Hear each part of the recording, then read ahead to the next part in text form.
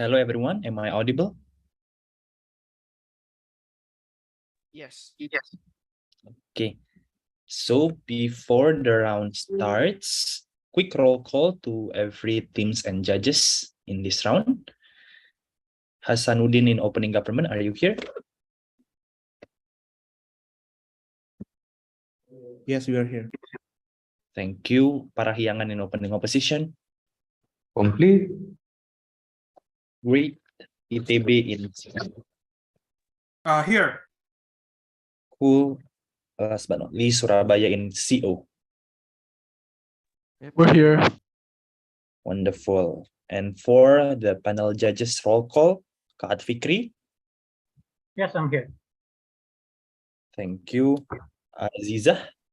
Yes, I'm here. Judah. Yep. And Kak Livina. Hi, yes, I'm here. Thank you.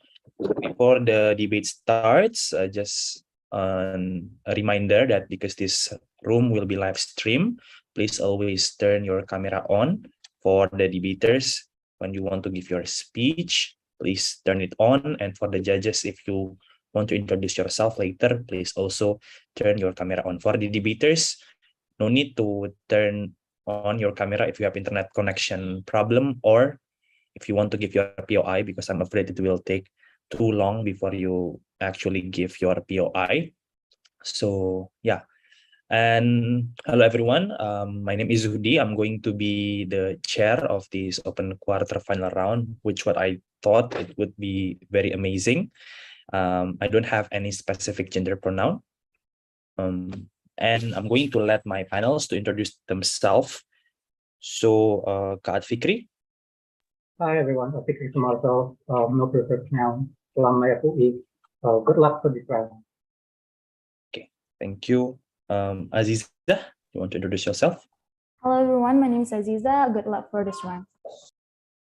Great. Judah. Hi, everyone. My name is Judah. I'll be your panelist for this round, and best of luck to all teams. Thank you. And Kak Livina. My name is Gina. I'll be your panel as well. Best of luck for everyone. Thank you. So another housekeeping rules. As usual, please, before you start your speech, let the room to know what is your POI preference. Either it's through verbal unmuting or through just chat box. And if you have any specific gender pronoun that you are comfortable to share with the room, please also feel welcome to do that. And I'm going to give the timestamp 1:06:7:20, but I might miss it, so please also time yourself. I think that is all. So without further ado, I call upon the Prime Minister. The time is yours.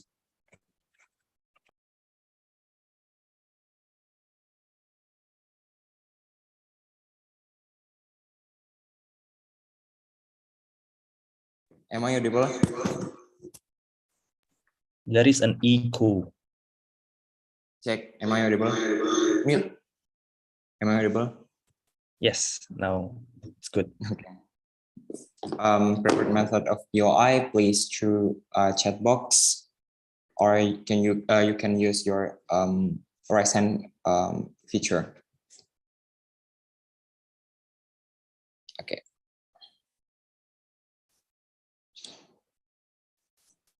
I'm going to start my speech in 3, 2, 1, go. Under opening government, we believe that it is important for us to oppose the continuous expansion mass tourism in Bali under 3 reasons. First, we believe what happening nowadays in Bali is there are constants happening for environmental damaging, such as coral bleachings, the limit availability about land, and and many others environmental damage caused by these mass expansions of tourism. Second of all, we think that it is important for us to stop the expansions because it's important for Indonesians' identity and tourism. And the third of all, it is also cater the concerns of the locals, which is to protect and preserve their local cultures and so on and so forth.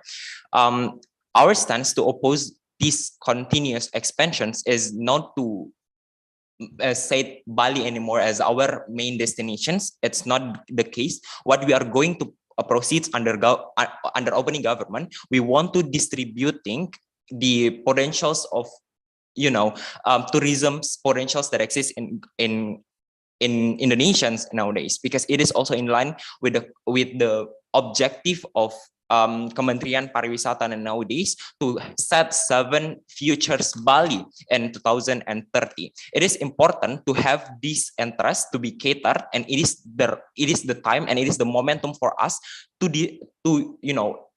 repair our identity as we don't only have Bali as our tourism city and so on and so forth. Let's moving to point of justifications why it is justifiable for us to oppose the continuous expansions to tourism in Bali. First layer, mass tourism would lead to higher demand for tourism for the existence on cultural traditions, because we say in Bali what they are sell to the tourists itself, because we are succeed to preserve our local traditions. We have so many cultural events and celebrations and so on and so forth. So this attracted people to go in Bali. But the problem is that because tourism constantly happen in entire of the year, they are also always expecting that this ceremonial can be happen in entire of the year. But the problem is that not all traditions and not all that cultures of ceremonial can be happen in entire of the year, because it is also important for us to preserving which time, because the context is that not all the ceremony fit with the in entire of the years to be held, right? Because it is important to calculate the time based on the the belief of masyarakat Bali and so on and so forth. Second layer in these justifications is that we believe that if we do expansions massively to the Bali, meaning that we will compete with the tourism's currency itself. The problem is that, yes, it's true that at the end of the day, our market still be on there, because at the end of the day, all tourism will be going to Bali and can buy anything, buy their for example, food and stuff and so on and so forth. But the problem is that locals or provider of for example, resort provider of goods, at the end of the day will be incentivized to increase their price all year by year or time by time. It is problematic because at the end of the day, it is limit the ability of the locals to access the same things, right? To access the resort, for example, to access like goods and so on and so forth. It is problematic at the end of the day, even if locals or local market can differentiating between local price and also international price, but at the end of the day, because these internationals have more ability to buy, for example, the availability of that things, for example, the resort, for example, the land and so on and so forth, at the end of the day will be limited because we cannot compete and we cannot access at the end of the day. Another layer, the problem is that not all the tourists concede to going into Bali just because they want to learn the cultures, they want to see the cultures and so on and so forth. Somehow they just going to Bali for the chills or going to beach club or spend their time entire in Bali just to going party and so on and so forth. This is problematic because they disincentivize their self anyway for learning and respecting the cultures. There are also, it is important detail because already exist the cancellations from the masyarakat Canggu for the existence of bar for constantly, because in the Canggu there are so many temple and the bar also exists in huge number, right? At the end of the day, it is problematic because they cannot respect that if you already in 4 p.m. in the morning, 4 a.m. in the morning, you cannot doing the parties and so on and so forth. You have to respect people who who are praying and so on and so forth, it is problematic at the end of the day because they will be disincentivizing themselves to learn that kind of cultures. Another detail is mass expansions on Bali is damaging the environment.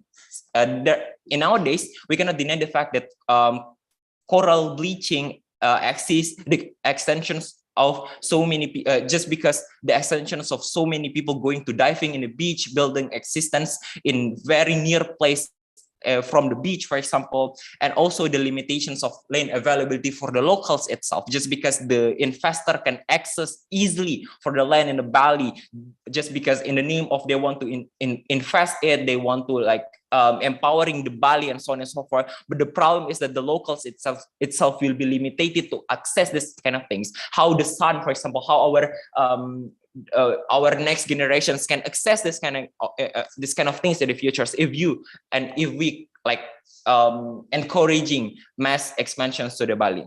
Second argumentations, we believe even if we are limiting the expansions of mass tourism in Bali, we believe there are so many alternatives in Indonesia nowadays. It is also in line with the 7 objective of the future new Bali set by Kementerian Pariwisata dan Ekonomi Kreatif, such as Lombok, Medan, Danau Toba, Pulau Komodo, Kepulauan Siberjang 4, and so on and so forth. It is important for the identity of Indonesia, because if you asking people and outside of Indonesia, do you know Indonesia? They are most of them don't know about Indonesia. But if you are ask them, do you know Bali or not? Of course, they are no. As if they see that Bali and Indonesia is different things. So it is important for us for having these introductions to everyone that we know only having Bali, we have another places and alternative to be go there. So it is important for us to invest, also expands to the another objective of tourism city. Thank you.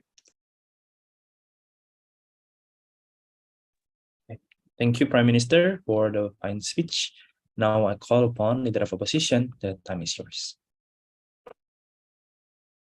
Test, am I audible? Wait a minute, let me turn on my camera. Yes, you are audible.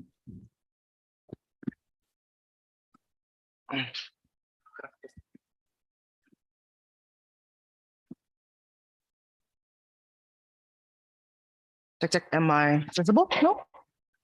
Yes, audible and visible.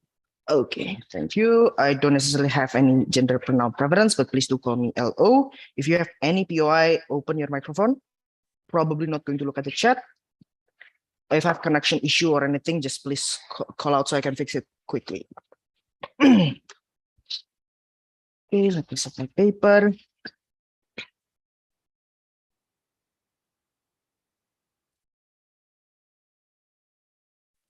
I'm gonna start my speech in 3, 2, 3, 2. Sorry, someone's yelling outside the room. I'm gonna start my speech in 3, 2, 1. I think the reason why opening government cannot actually win this debate is the problem of mechanization, right? They talk about how they want to spread growth to other type of tourism within Indonesia without actually explaining the likelihood of them being as successful as Bali in itself, right? We think that the problem under opening government is that they assume that the moment we spread this particular investment or growth to other type of tourism, they will be as successful as Bali, therefore their investment are going to be effective and all their benefits happen, right? We don't necessarily think this will happen. I'm going to also extend it later to explain to you why this expansion of mass tourism in Bali is a prerequisite for you to actually spread any other investment to any other area, right? But before moving on to any substantive, several direct engagement toward opening government as well, right? When they talk about how mass tourism problem is that, you know, the price for locals become too much expensive, several responses toward this, right?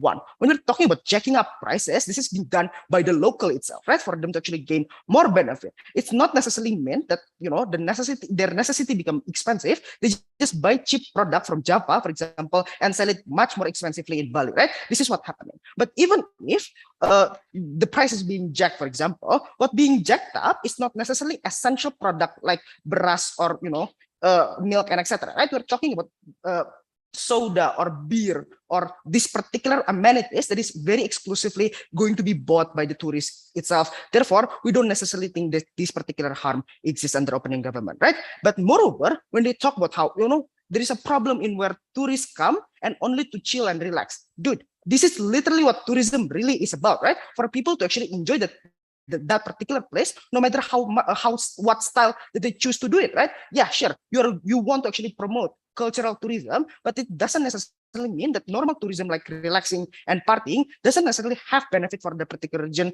I'm going to explain that later in my argument. So in my speech, I'm going to bring two things, right?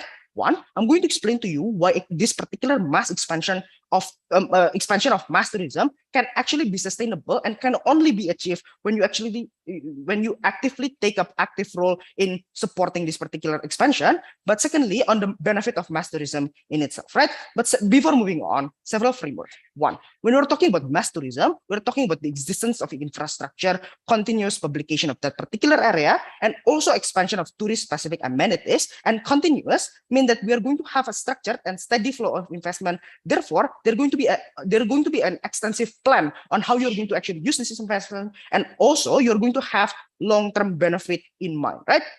I say that under opening opposition, we're going to support this particular expansion of mass tourism as saying that we are going to actively take an active role in making regulation. For example, we are going to make regulation in terms of waste recycling requirement so that environment can be protected, or we are going to also making regulation in terms of building permit restriction for cultural preservation at the end of the day later on. Moving on to my first point in regard to expansion can be sustainable and exclusively can be achieved when you take an active role by supporting the expansion, right?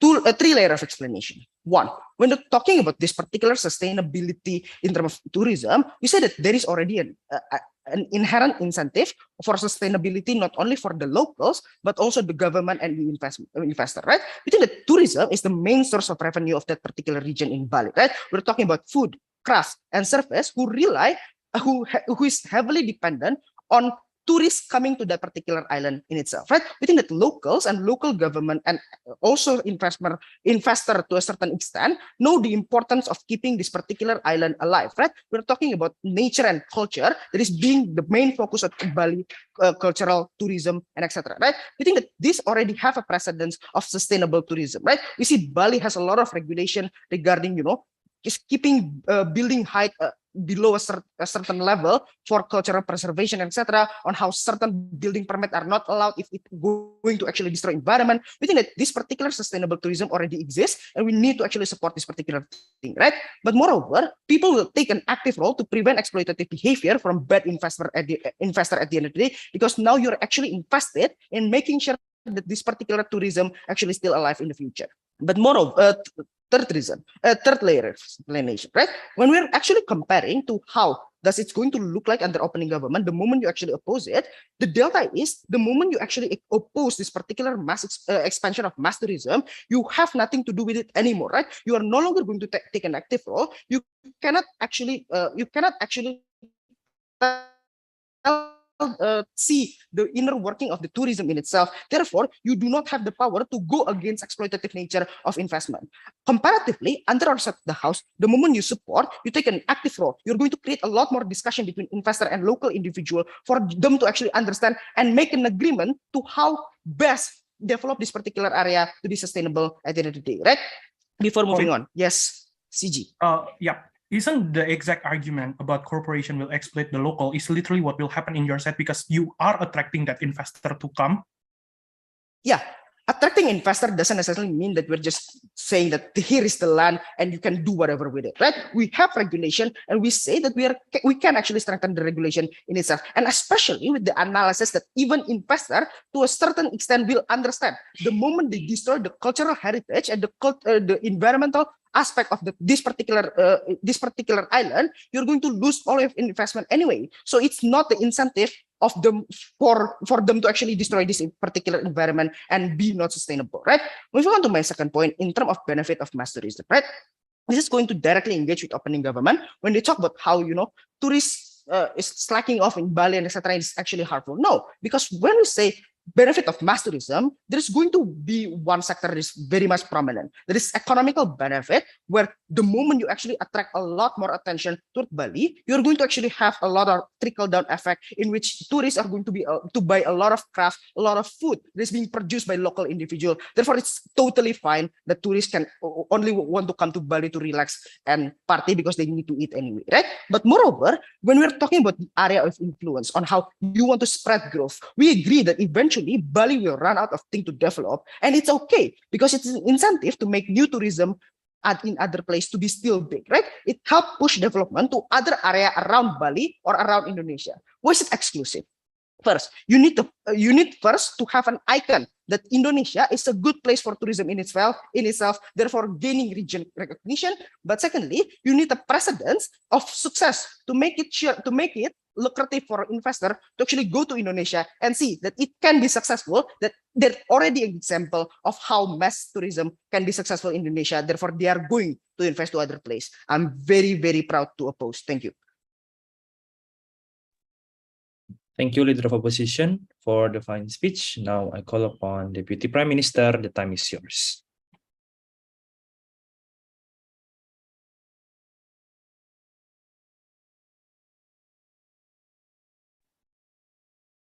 I'll start my speech in 3, 2, 1. First, let's engage to the opening opposition. First, when they said that it is okay because Bali is already developed to be a tourism area, they already had the infrastructure, etc. The question is that what kind of infrastructure you mean exactly? Because the level of buildings in Bali is very limited, only to the 5th level, because of their tradition, right? This means that Bali is inherently limited in terms of hotels. For example, the hotels that exist in Bali is very limited when they want to accept foreigners to stay over, right? But even if that's so, we think that building another infrastructure is going to be possible anyway, because we will going to subsidize any other tourism except for Bali, and I will explain later on my argument. Second, they said that companies are not going to be exploitative because they want their business to be sustainable. We think that it is untrue because it is going to be very, very competitive under their side of the house.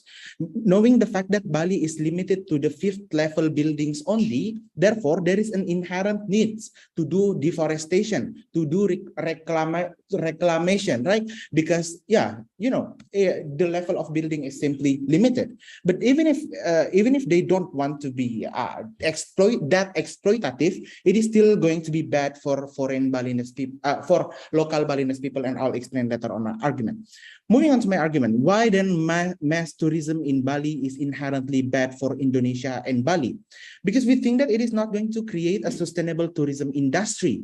People will only rely on one spot, which is Bali, which it is going to be bad for Bali. Why? What is a sustainable tourism anyway, right?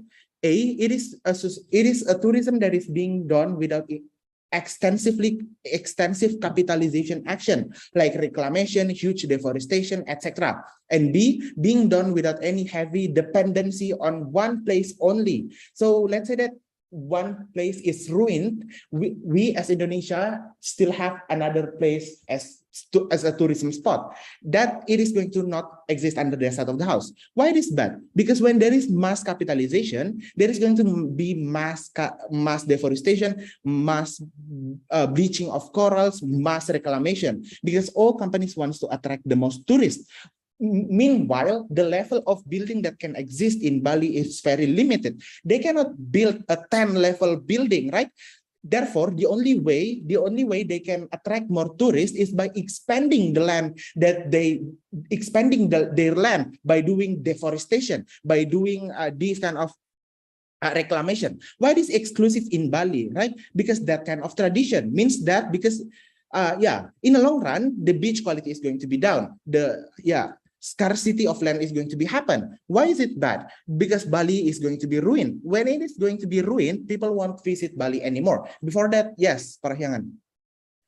Okay, when you're talking about deforestation or reclamation, right? The fact that Bali is currently limited in terms of infrastructure by 5 floors proves to you on how regulation actually work, and already give you an analysis to the incentive why people do not want to do this reclamation or deforestation, because that's why tourism exists in Bali in either way, right? Okay, limiting the level of a building does not limit how large you want the building to be, right? You only limit how tall the building is going to be. So therefore, because the tall of the building is going to be limited, they are going to expand the the area of that kind of building, right? Moving on back to my argument, why is it exclusively harms the people of Bali? Under two reasons. Bali is a sacred place of Hinduism, of people of Hinduism, right? It is just culturally inappropriate to capitalize a culture. Why it is important? Because these cultures needs to be done in peace without disruption of foreigners, right? I don't want seeing a white foreigner running during my Nyepi day, right? I don't want that. Doing disco during my Nyepi day, I don't want that. Especially as a religious minority in Indonesia, Bali is the only safe place for me. I don't want my only safe place to be capitalized, to be heavily occupied by companies, right?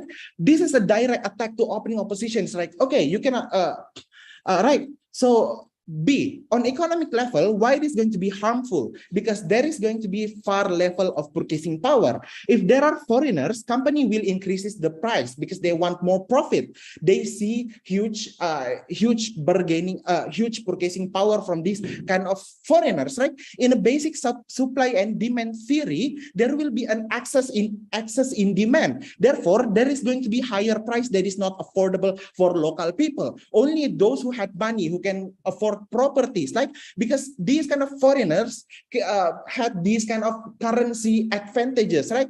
But how can we mechanize to give sustainable tourism under our side of the house? A, by evenly promoting other spots of tourism in Indonesia. The reason of why the most popular spot is Bali, it is not because people don't like any other area outside of Bali. It is being less promoted by our company and our government, right? Because why then? Because domestic company just want to take the advantage to the already popular Bali.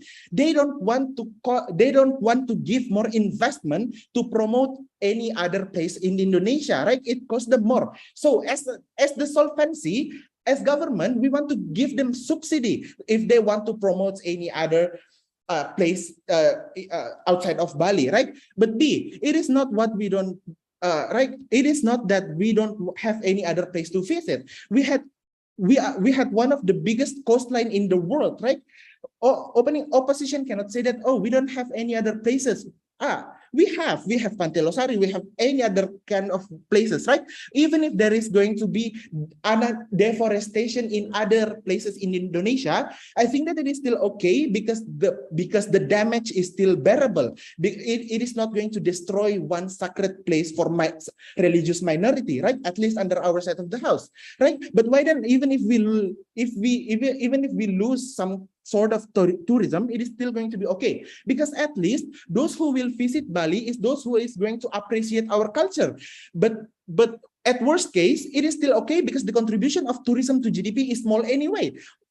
Tourism only contribute around 4 to 5%. So therefore, it is not going to be that significant. Therefore, and three, we think that compared to Hinduism in Bali, it is very exclusive to protect their sacred place because it is their only safe place as religious minority in Indonesia. Thank you. Okay, thank you, Deputy Prime Minister, for the fine speech. Now I call upon Deputy Leader of Opposition. The time is yours.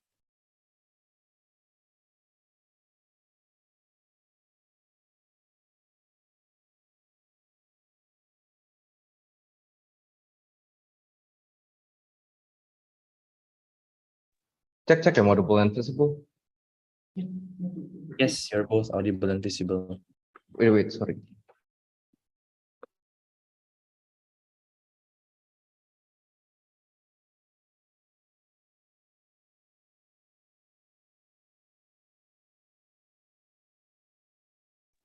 Okay, I'm sorry. Wilson have to scream first to tell other people to shut up. POI through chat, gender preference him, or anything you want to call me. Okay.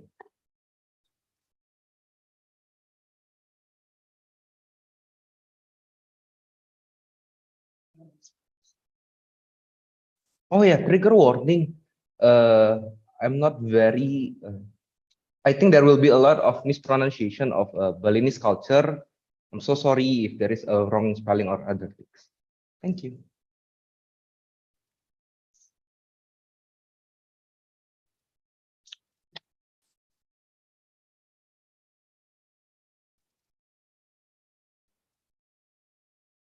Going to start my speech in 3, 2. I'm going to start my speech in 3, 2, 1. Bali is a very beautiful place with a lot of opportunity that we could get at the end of the day. There are a lot of cultures such as Nyepi or any Galungan, which is still being encouraged under the people of culture in there. But how tourists came and tried to see all those kind of culture, but that's how the biggest tourist attraction could exist at the end of the day. We say about how this kind of thing could only exist expansion could only be exist better in outside the house the moment the goal of opening government talks about how they want to expand this kind of culture and keep this kind of culture exactly about how culture introduction is better in the opening government of the house. But how should you assess this debate, right? The government of the house has actually the burden to prove on how by continuing this kind of expansion it could harm the people of Bali at the end of the day, right? They basically gave to us 3 harms, right? First, about how that Bali is a place for Hindu people to find peace. This is actually their last safe place. Second, about how Bali infrastructure is limited, therefore the economical benefit is very limited. And third of all, about how Bali will be the only spot that is being focused. Therefore, growth will only be limited in Bali itself. If I could actually prove these 3 things is actually wrong in the government of the house, and how that at the end of the day, either it's wrong. Second of all, either it's not exclusive in the opening government side of the house, it could also be achieved in the opening opposition, or third of all, it could actually not be, it's not important at all. We say opening opposition should take this debate and be better from opening government. First response towards Hindu piece of doing culture about how Bali is the last safe haven itself, right? We say 3 responses, right? First, no, Bali is not the last safe haven that you have for Hindu people, right? We say there are still a lot of other places in Bali.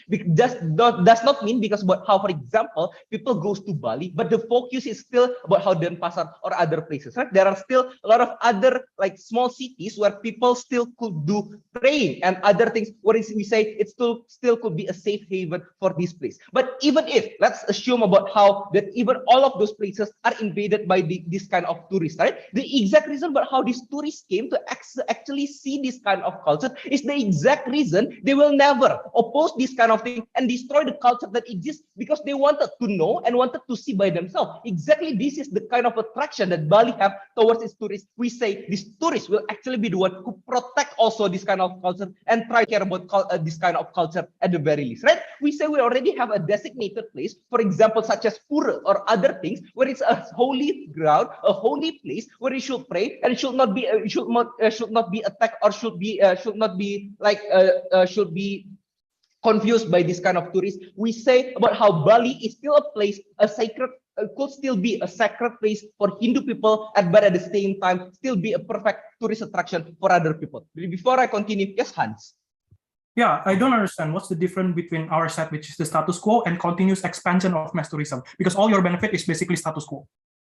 No, I'm going to explain later on in my extension why there is an exclusive benefit about how you are going to defend Bali at the end of the day with the moment that you are not going to oppose this kind of motion. But second engagement towards opening government. But how they say about how Bali's infrastructure is so limited about 5 ground level because of the culture itself. We say exactly because of the point, this is the proof on how regulation could really work. That's how you could make it and limit towards this kind of developer itself to limit the size and the deforestation. If we could also limit them, in the first logic, if we could limit them into not building higher building,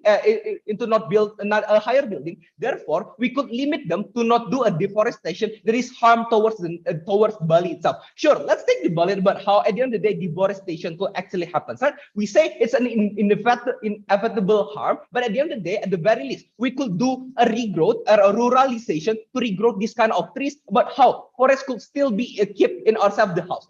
This is the burden that the opening government side of the house doesn't answer, right? They blame us about how, for example, there are actually a lot of infrastructure that could be hard, a lot of forest that could be destroyed at the end of the day. But they never actually explain to you how, in the government side of the house way, the forest that is already been destroyed, that they claim about how forests are already being destroyed, could be secure and could be regrowth at the end of the day. This is the exclusive benefit coming from the opening opposition, explaining to you on how this kind of destroyed things could actually have an incentive towards this kind of developer to actually give the money and redevelop this kind of thing into creating better forest and better nature towards the people itself. But terrible, but how the statement coming from opening government talking about how Bali will be the only spot that is being focused. But let's play under their logic, right? They say about how they only not agree towards the continuous expansion of mass tourism in Bali itself, right? Therefore, under their own logic, tourists will still came to Bali. Therefore, if they say about how Bali will be the only spot that is being focused because that is the only place that is known,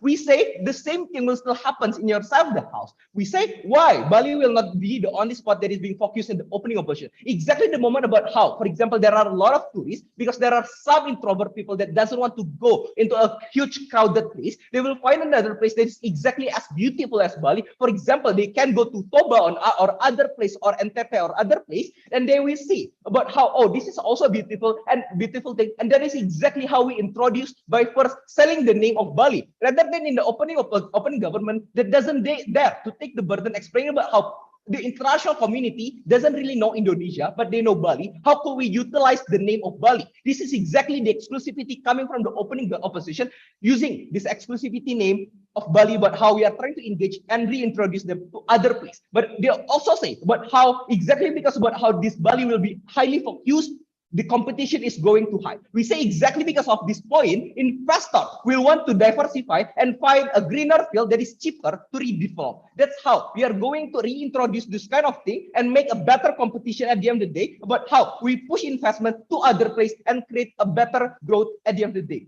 Now, what is the exclusive contribution from the opening opposition? We say we are the one who gave you the problem about how economic, culture, and environment, we solve those kind of problems, and we actually tell you why is it going to work at the end of the day. Any extension coming from the closing opposition, talking about cultural benefit, economical benefit, or building or other benefit that is already same to us will just be counted as an extension, and they could never apprehend us, right? Therefore, all of this exclusivity came from the closing opposition, opening opposition, fraud to be opposition. Thank you. Thank you, Deputy Leader of Opposition, for closing the opening debate. Now I call upon government member to open the closing exchange. The time is yours. Check, is this audible for everyone? All right. Yeah. Okay, thank you. The POI 3 chat gender pronouns will be they or them. Set up my timer as green and strong.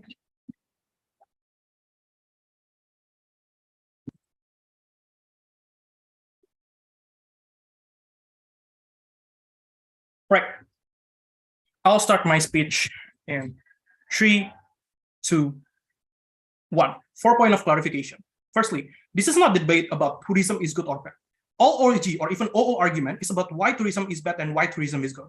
All of it is status quo problem-centric, in which in our side of the house, we don't really regret or anything. What is then continuous expansion means? I think we agree with OO. That's attract investor and company to develop the region, for example. That is say buying land from local community to make hotel, cafe creation, for example. It usually come based on the trend like Instagrammable coffee shop, for example, and those certain things in which currently being developed in Bali, for instance, and so on and so forth. Hence, I don't think opening government in this particular case can win basically only about environmental issue or something like that, because that's very status quo centric and not in terms of continuous expansion of mass tourism. Secondly, environment argument is not important. Bali sells their environment as tourist target. It means there are a huge incentive of preservation. I think we agree with this with opening opposition. Thirdly, culture argument is also unimportant. Tourists come not exclusively only culture, but even if so, they can have guide by local to know when to come. This is similar with event in Akihabara that only come twice a year, and tourists only come to Akihabara twice a year as well. Tourists are willing to wait because they are willing to eventually see the authenticity coming from this kind of culture. But secondly, segmentation of what culture introduced can still be be done, meaning that there's a culture like probably the use of music, for example, that are not correlated to a once a year event, for example, can still be done anyway. So I don't understand why OG can win in this debate. Fourthly, why then OO lose? OO also lose because under the status quo, we already have that kind of tourism and income inside government. We don't regret that. At best, OO is status quo with no benefit given whatsoever. So what is then the case coming from closing government? It's on two metrics. Firstly, why continuous expansion of mass tourism is a tool of local disenfranchisement, and secondly, why it is actually decreased the number of tourists to Bali, engaging to OO best case scenario in terms of the number of tourism as well as revenue eventually increasing in this particular regard. Firstly, why continuous expansion of mass tourism is a tool of local disenfranchisement? What is the importance of this idea? Local are the most vulnerable people. There is no alternative for them to eventually opt out, for example. And it is also to ensuring fairness, especially when we are the state and the government, for example, that rule the region, meaning that fairness issue that they have, they supposedly have this kind of fairness and able to eventually live comfortably, especially where individual is their culture and are the one that being utilized as the economic benefit in this particular regard. Firstly, what's current tourist trend that developed in mass tourism project by the company as well as by the investor in their side of the house? Firstly, it looked like Gen Z, typically like fancy coffee shop, for example, that is ensuring Instagrammable because the rise of social media, the rise of individual and Gen Z, for example, to eventually attract everyone else through TikTok, for example, so on and so forth. Secondly, is also in terms of centralized, quote-unquote, authentic retail store. That is to say, it's usually in terms of one corporation controlling a huge amount of shop that sells maybe pernak-pernik from Bali, for example, so on and so forth, that currently are invested and currently are buying land close to Kota, for example, to attract faster tourism because it's much more comfortable for tourists to eventually come to something that is closer with the tourist object in this particular regard. Why not this is only accessible to investor and corporation like Janji Jiwa or something like that? Firstly, expensive architecture because what they sell on Bali is in terms of nature style housing or stylish cafe to design, for example, that is suitable with the nature. That is to say, you need to invest a huge amount of money to eventually hire a certain architect to eventually create the design that is suitable, that Instagrammable, that able to eventually sell in the social media, especially where a lot of people is eventually taking advertisement coming from social media inherently. Hence, most likely the local community are being overshadowed within this kind of corporation in particular regard. Secondly, early investment that's huge as well in competing. Angel investor that company eventually have in this particular regard, able to eventually help them to sell in the much lower prices comparative to local people, for example, in which means that the huge company, the huge investors are the one that's eventually able to sell their kind of product in comparative to local people. Thirdly, higher price of rent meant the strategic location goes to the highest bidder as well. That is to say, local community are forced to eventually step back and replace to another places that are much more unreachable in comparative to this kind of corporation. Why not local cannot compete? For 4 reasons. Firstly, most of them are MSC type of businesses. Local food that are now overshadowed are being replaced. They have no marketing to eventually market at all. Secondly, inability to adapt as well because of the pricey situation that currently happening in terms of not only location but also the marketing type of style or even the housing that they eventually have in this particular regard. Thirdly, they also have no alternative because if now they cannot eventually sell anything into this kind of product, for example, because of the replacement coming from tourism, coming from big corporation, mass expansion also means that there will be no other job market other than tourism-centric object in this particular regard, like selling food or something like that. It means that individual local Bali's people, for example, do not really have alternative in terms of what kind of job that they want to go into, for example. It extends further in terms of principal analysis as government that you need to care toward the agency for people to eventually choose what kind of life that they want to live in Bali or in any kind of region that they want to have. In our side of the house, we support this because now people are not forced to eventually enter tourism-specific object. We comparatively that in our side of the house, there is another job that can be created because now mass tourism eventually be created. There's a certain region that are being preserved for maybe say a startup type of model or something like that, or kind of other corporation. Means you also increase in terms of choice of individual. But fourthly, they're also being replaced that they don't really have any area to live whatsoever. Why is that so? Two things. First, the company are forcing this individual to eventually sell their land because now there is a necessity to create hotel and resort for the mass tourists to eventually come for this particular regard. It's not only coming from corporation, but also pushed by the local government because the local government has the similar interest coming from this kind of corporation. Hence, it means that the local people are the one that vulnerable, are the one that being replaced and cannot eventually buy the land back. For example, they are forced to eventually sell their land in a very low prices, for example, in order for the advancement of Bali, the nuance of cult of personality coming from the leader, for example, and the nuance that we want to internationalize your culture, something like that, which is hit to the individual because they do care about this kind of culture at the end of the day. Secondly, local community also cannot find housing because limited land means that when you sell your land, you also do not really able to eventually afford the priciness that eventually increase. This is why the Panglipuran village, for example, are now quite less in amount of people, for example, because now they are the tourists eventually concentrated into other region that are concentrated as well by investor and as well company. What is the comparative? Local currently have a place and customer that constantly come means that livelihood of this individual are being ensured in our set of house. Second idea, what is actually decrease the number of tourists to Bali? What does mass tourism means? It means that it also means that overcrowding of individual. Why do humans take vacation or eventually go to a certain vacation or tourist? It's for the peace of mind nuance. You escape from the everyday work that is highly tiring, for example, maybe consulting company or something like that. It's also in terms of uniting with the environment. You want to feel the soul of the nature connected to you, for example, so on and so forth. Firstly, there will be no significant increase in terms of the number of tourists in their settled house. Why is that so? Because ideal and efficient number are having cap. What does it look like? It looks like limited in terms of store and restaurant that exist, limited in terms of golden time of tourism in a day, for example. Overcrowded means it make it less attractive because number one, slower time for you to eventually get what you want. If, for example, if you want to buy babi guling, it means that you need to eventually go to a longer queue, for example, before you're able to buy this. This is also why people are much lazy to go to Lembang because it's much more overcrowded. And this is why as well, local and domestic tourists are preferred to eventually go to Lombok and other region, and that's it's much more less in terms of crowd for if individual, for example, because they're able to eventually experience the fullest tourism places, for example. You can take your time off in the beach of Lombok, for example, instead of going to Bali that are not overcrowded with the foreign tourists, for example, the white guy, for example, in those countries that sometimes you also might hate in this particular guy. For the season, not to propose. Thank you, government member, for the fine speech. Now, welcome opposition member. The time is yours.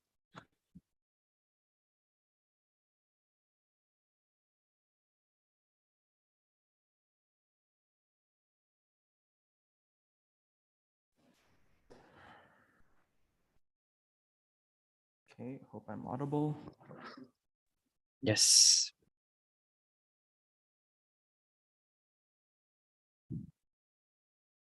My speech will start in 3, 2, 1. Two rebuttals. First, they talk about CG talks about local disenfranchisement. They say the only accessible. This is only accessible to investors and privileged people. So the local community are overshadowed. We think this is not the case because if you are local but you have no purchasing power to buy land to begin with, we don't think suddenly you can build a cafe on your own, right? You cannot build a sudden cafe under CG. Under our side, even if people cannot build their own cafe, at least they can be the chef, or at least they can be the server. At least they can get a job or sell their traditional food as SME inside the cafe. So in accessibility argument is symmetrical on both sides of the house. Second, company do not force people to sell their land. They are given incentivizes. Even that's even higher than the market price, right? Because investors has no bargaining power. They are not the government. They have no pressure at all. So in the end, we think that even if investor are going to buy land, they're going to overpay, and this has a high likelihood, right? And their argument only rely on the fact that everyone in Bali has land to begin with. We think that the people in Bali who is going to dominate and own these lands are the ones who has the highest kasta. For example, the Brahmana, right? Now, few things to characterize. OO brings financial benefits, such as why Bali is better when you have investment and stability. This explanation is not enough on why the current investment is actually already enough, right? We're going to answer this to you. Of course, this is true, but they never explain what is the nature of tourism, why there's an urgency to suddenly inject more money. Why then we think that under our side, OO is we think that with this reason, OO cannot win this debate. First, I'm going to characterize a few things. First, Bali is one of the most competitive places of tropical tourism. It became popular for the recent couple of years, competing directly to Phuket, Thailand, Maldives, Boracay Island, and Philippines, and etc. But in the end, Bali remains number one. This can only happen if you have constant stream of injection of money, promotion, and etc. Right?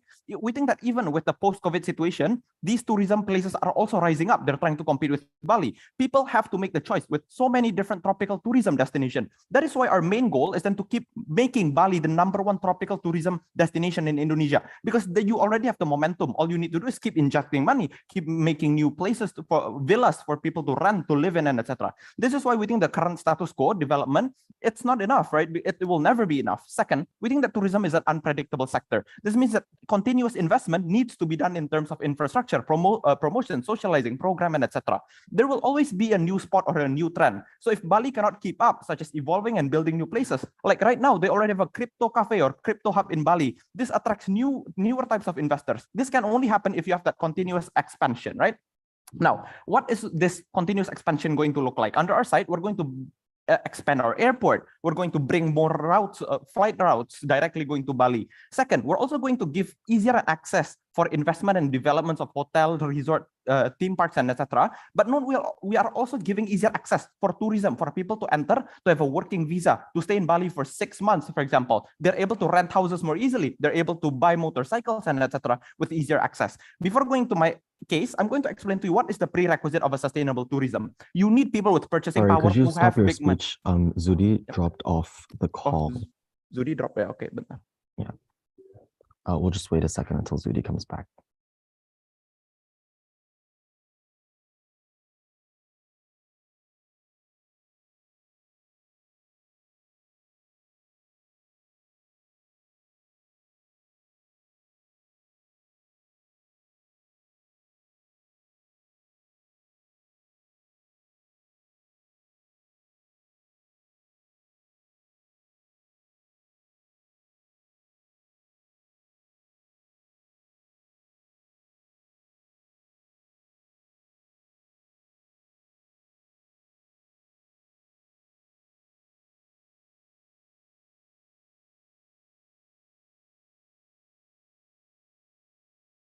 Hello, Zudi udah di sini ya?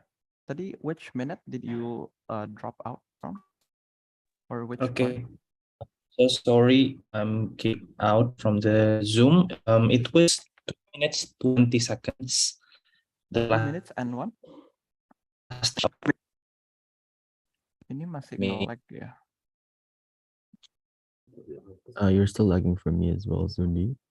Can you try speaking again? How about now?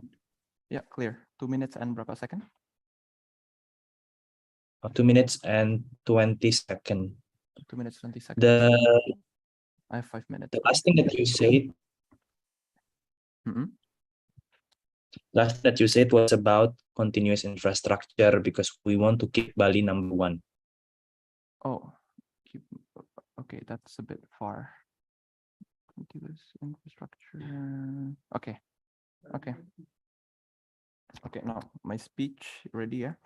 My speech will start in 3, 2, 1. Okay, I explained to you why we want to make Bali number 1 because there's so many competitors in the current status quo. We also think that second, tourism is a very unpredictable sector. This means that continuous investment needs to be done in terms of infrastructure and etc. Right? So, but if Bali cannot keep on evolving, then we cannot build a sustainable tourism environment, right? So our identity will explain why tourism is a very fast moving industry, which is why you need to be the leader in this industry. What would expansion would look like? Under our side, we have more airport, bringing in more flights and routes directly to Bali. But second, we're also going to give you easier access for investors to come in to build hotel and etc. But most of all, we're also going to give access for tourism to have an enter and working visa, so they can stay up to 6 months in Bali. To rent houses and buy motorcycles. I'll explain to you why this is important. But before I'm going to go to my case, what is the prerequisite of sustainable tourism? We think that the prerequisite, if you need people with high purchasing power, such as foreigner that bring in their euro, US dollars, and etc. They have high purchasing power. That is why we think we can win this debate if we can prove to you why they can keep on spending under our side of the house. First, I'm going to talk about how we can mitigate the harm under opposition side.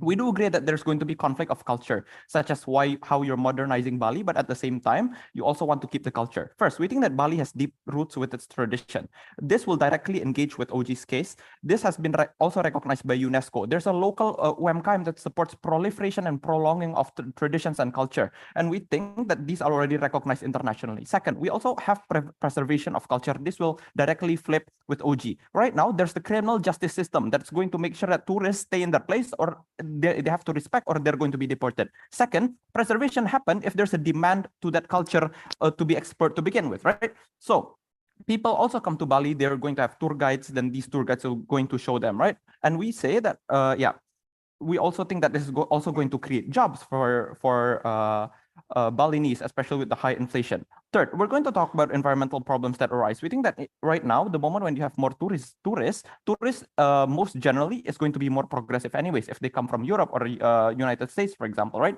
We think that this is enough. And this can also potentially attract NGO because under our side, we think that the one who come to Bali is not only tourists, but they are actually there to stay as a resident. But even if land reclamation happen, we think that Indonesia can still sustain without much vegetation, or such as how Singapore can sustain with little vegetation and still be progressive.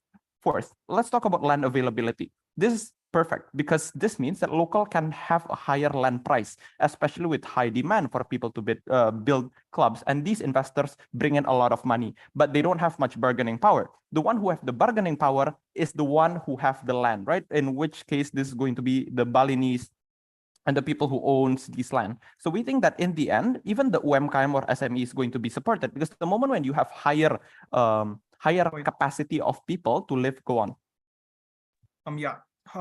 Why do local people have the huge amount of information in terms of what is the price of land that they sell, especially where companies are very manipulative, saying that, oh yeah, this is already big enough for you to sell. I already explained to you before, the one who most likely going to have the land is the Brahmana. But even like if you want to talk about the local people, they're most likely going to be hesitant to sell their land to begin with. That's why the prices is going to keep on increasing, right? Now, I explained to you why UMKM is also going to thrive, exactly because there's more people who's going to pass the streets of Bali, for example. So more customers, right? Last, why is continuous expansion attract sustainable tourism? This is very unique coming from us, because OO says that building means that it's going to generate more income from local and etc. But they never explain to you what is the likelihood for tourism to sustain, because I already characterized to you that tourism is very unpredictable. Right now, Bali is attracting many tourists, two types of tourists. First, there's fast tourists, such as the one we've been talking about all the time. But second, Bali is also having a new identity. Bali is becoming the digital nomad place where people can rent houses, they can get a long visa and then have to pay little taxes to the Indonesian government. I established to you a problem with tourism before. It's very fast moving. We're going to slow this down. Slowing down tourism basically means that people are going to stay in Bali for a longer time. They're going to spend more time. They're going to generate taxes. They're going to directly support the UMKM when they eat babi guling, for example, right? And this is also going to produce taxes for the government. The only way to slow down is to give easier access for tourists to be able to live in Indonesia. This is what continuous expansion also means under our side of the house, right? It's easier for people to rent houses, to buy a motorcycle. The moment when they do this, they commit themselves to living in Indonesia for a longer span of time. Because the moment when you rent a house or you rent a villa or you buy a motorcycle, it means that you're committed to staying in that region for a very, very long time. This means that sustainability happens better under our side. Thank you.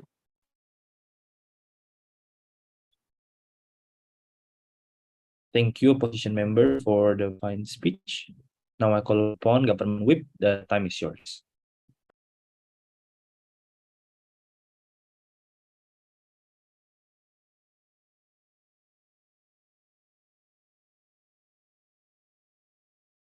Checking if this audible. Yes. Right, thanks. PI please raise your chat, hear him pronounce.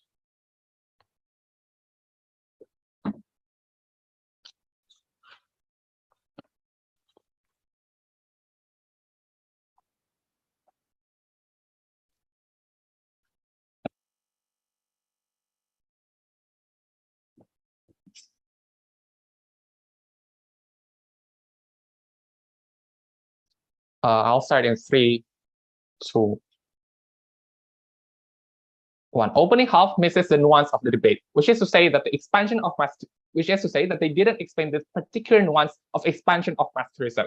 We say in closing government that it's important that we have a clear comparative of what status quo looks like, because we say that the status quo doesn't mean that there's absolutely no tourism. It's just the fact that the tourism is controlled and have some degree of, fair barriers to how much tourists you can accept, for instance. This means 3 things for the top half.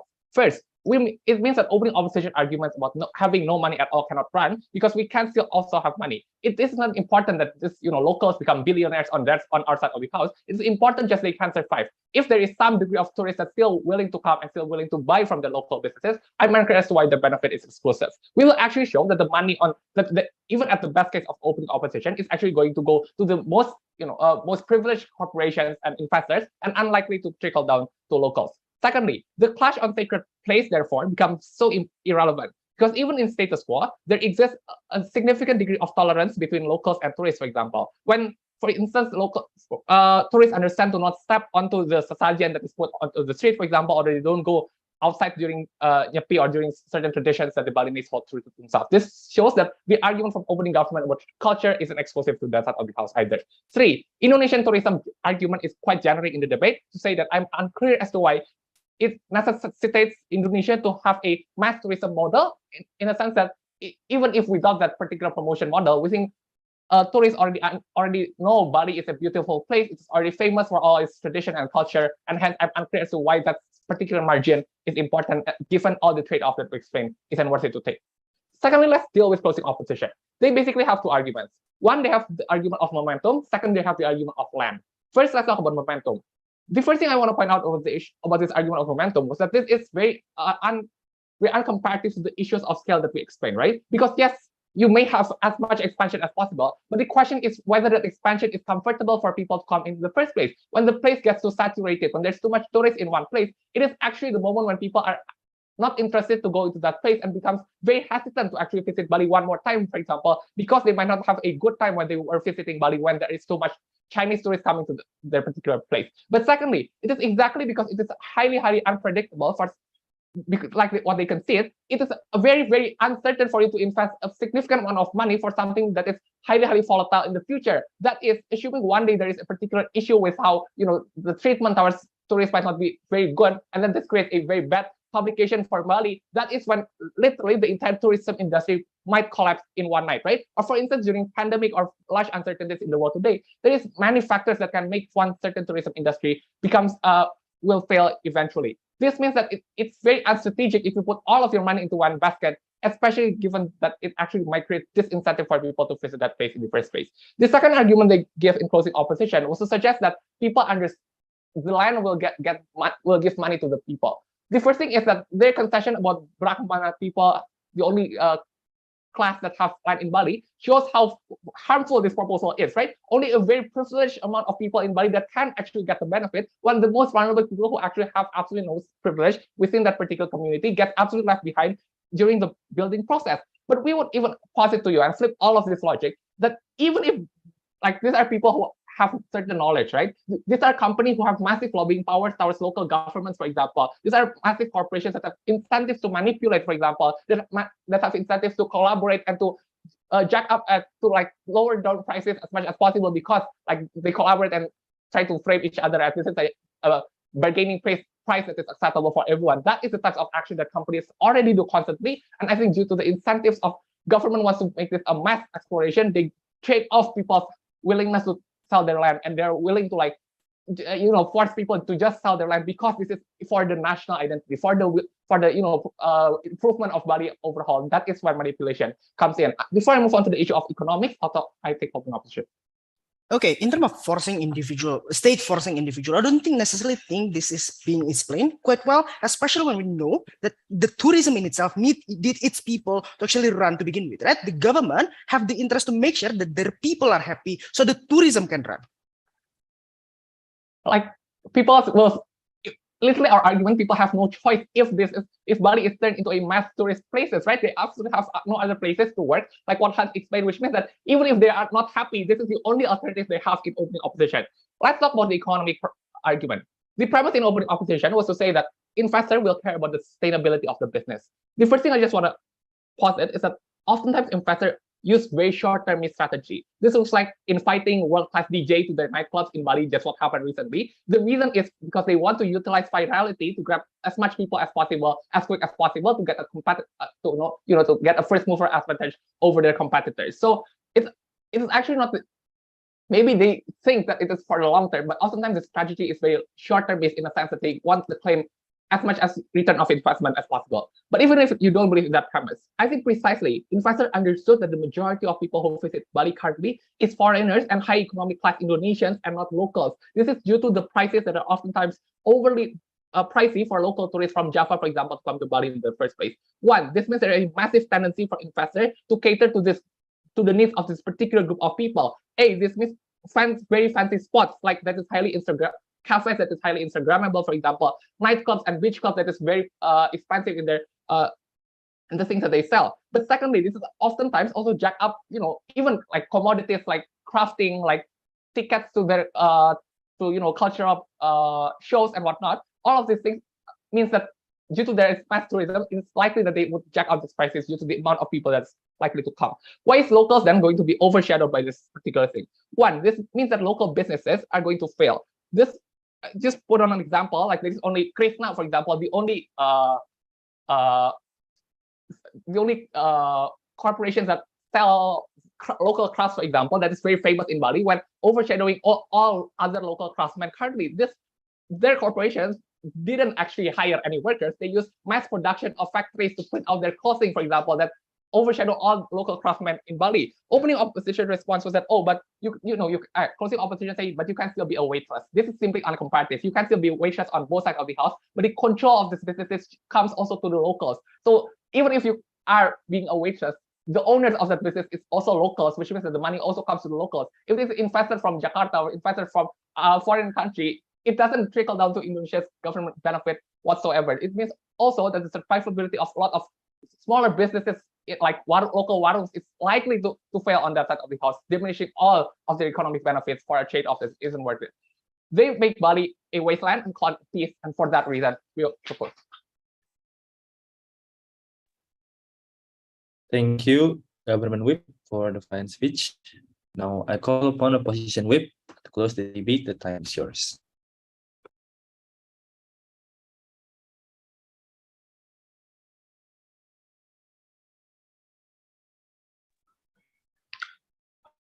Halo, bentar ya. Terus my web is not open. Okay. Okay, it's clear now. Set up my timer. Am I audible? Kurang keras, kurang anu enggak ya?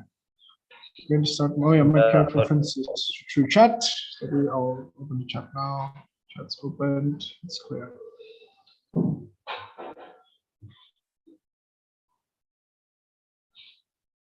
Okay.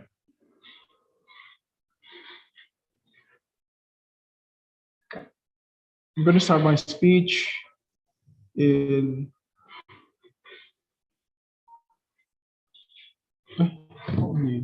sorry guys. Sorry. What are we? What? All right. I'm going to start my speech in 3, 2, 1. Framing, right? First, OG is lost in this debate. They rely upon argument that building development is going to be harmful for the environment, right? This is not important, not because the building, the environment itself, it's not about getting harmed, but no, actually the harms is actually symmetrical. If we do not expand in regard of tourism, there's always going to be expansion in other sectors, meaning that there's always going to be damage towards the environment. But now also lost because they didn't realize that this harm is symmetrical and literally buys OG's argument of damaging environment, right? Second, why inherently opening opposition is lost, they didn't engage to cultural argument that comes from the OG. There's lack of engagement that's happening from the opening opposition. That's why they've also already lost in this debate, right? That comes from OG, and all they keep pushing benefits that is harming cultural identity of Bali. Only use the closing opposition as we have engaged with the cultural argument, and we successfully mitigate the harm of cultural identity being lost under side opposition, right? First clash, I'm going to directly engage to CG's case here, right? About locals not having access towards tourism. Their main idea was that inherently everything is going to be accessed on either big investor or big casta in the people in Bali, right? Not actually the locals, right? Yet there is no solution of what locals can do under side government that can justify or what their solution is of what locals are actually going to do. So that is why they lost in this debate, exactly because only a side opposition is telling you at the very least the lower casta can work as servants, as a cashier or whatsoever, right? On their side, there's none of this, right? Now, CG is a direct derivative of opening government. When they say that local disenfranchisement is going to happen, but we already say to you that people have a better life when tourism comes. Say, for example, closing government is scared that locals are going to be ripped off in terms of land, right? We already say to you, most likely locals have no land to begin with. The ones who have land are already top tier locals of the higher class Brahmana, right? Even if they can cook food, does not mean they can suddenly build land and build cafe for the lower castas. Anyway, this is not because there is whatsoever. It's just the culture of Bali that have casta, right? So counter from OG is that we need options other than the tourism itself. Are you kidding me? Would you rather be in an office than working in the tourism business? No, it's literally better to work in tourism for you mentally. Exactly because there is less stress, and most that you do is just become guides for bullets, right? Second, then again, there is locals that become rich when given the money from the investor. Here, most likely, when government bring the company is so forcing is a their counter to this company is forcing you or whatsoever. It's a very small case that is happening in the status quo. But even if, sure, there's going to be companies who forces you, there's already many activists fighting for local rights to be able to protect locals much more. Thirdly, OG has lost in the debate. They rely upon the argument. Oh, wait, no, never mind. That's copy paste of the other one. CG is the third. Okay. Wait, okay. So, closing government's web says that they are scared, that people are scared of getting into crowded areas. Now that Bali is crowded, there's inherently going to be less tourism because of the overcrowded, right? This literally supports our case because if you have continuous expansion, you don't focus one on Kuta only, other areas of Bali can actually get the attention that they deserve. You have more resorts, more hotels, more clubs, more parties. People are not clustered into one area exactly because the expansion that is exclusively happening only in opposition side. So we win in the idea that overcrowding, that closing government brings towards the debate, right? Closing government also says that only people who are Brahmana can profit and they are people who are privileged, right? Under our side, more tourism means that even the most vulnerable people, the lower casta, can be the one who build the business, right? They become the worker. They become the they actually have a job under our side because investor has a less likelihood to monopolize on real estate because they do not have the interest to do so. Instead, they have the interest to build an actual tourism business. Comparative to closing government, people is more likely going to monopolize because it will only be held by the Brahmana, for example, right? We already have a specific identity where tourism is fast and unpredictable, right? So you need to be able to lead the industry to bring sustainability because there are so many competitors like Thailand, Philippines, and etc. This is literally the moment where we can actually compete internationally in regarding to tourism, exactly because we actually create expansion in Bali, making our name, Indonesia, actually known to the world. That is why I'm going to clarify my members' main case. Sustainability can only happen if you keep on having development to make people feel privileged to live in Bali, such as more clubs, houses, villas, etc. This slows down tourism, so people stay longer in Bali. Digital nomads can also stay in our region and generate job taxes. Before that, go ahead, Yoa. Who? CO. I mean CG, yeah. sorry. Yeah. Will bawa tukang jamu that sell in Kuta right now convert themselves to be waiter in nightclub in your side? I'm sorry, I didn't catch that. But anyways, it's about jobs anyway, guys. They're going to have jobs in the end of the day. Under our side, literally your side, have no solutions to what lower casta is actually going to get, right? So here's the way that we should talk about judges. On government, they talk about locals should work and innovate themselves. And yet they don't show you what is actually that locals is going to do. Most likely, the same land is going to be purchased and developed and built upon with other things anyway. So inherently damages regarding environment always exist on both sides of the house, right? On opposition, at the very least, with the same amount of land that is going to be given, is going to create more profit exactly because tourism in Bali is already internationally well known. So there's going to be more profit for the same land. So there is less than the same amount of damage to the environment that we cause because building the building, for example, can generate more tax, more profit, right? This means talking about benefits here, meaning that more profit already exists under side opposition. That is why there is no talking about profit in government branch, exactly because they know they would lose if they talk about profits. Now, the weighing basically is this: with the same amount of land, it creates more profit, exists under side opposition. That is why with the same amount of land, it creates more profit, means that underside government, to reach the same amount of profit, they need more land to begin with, inherently more damaging to the environment. So it literally, regarding arguments of environment, we've won in this debate. Now, when we build the resort, who is the workers? Of course, it's going to be the locals. Then again, we always give back to the lower casta, and the only house in this debate who actually gave back to the lower casta is us, the closing opposition. Exactly, vote for us. Thank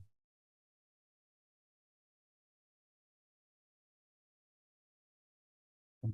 Okay, thank you, Opposition Whip, for the fine speech. Thank you, everyone, for the debate. It was amazing. Congratulations for all 4 teams. Let's clap our hands. Thank you, everyone. So for the debaters, please go back to the main room. And while the judges are deliberating, please wait. And soon or later, we are going to announce it to all of you in the main room. So please leave the room. Thank you. All right. Thank you, George. Thank you, everyone. Good Thank you, day. Josh. Thank you, everyone.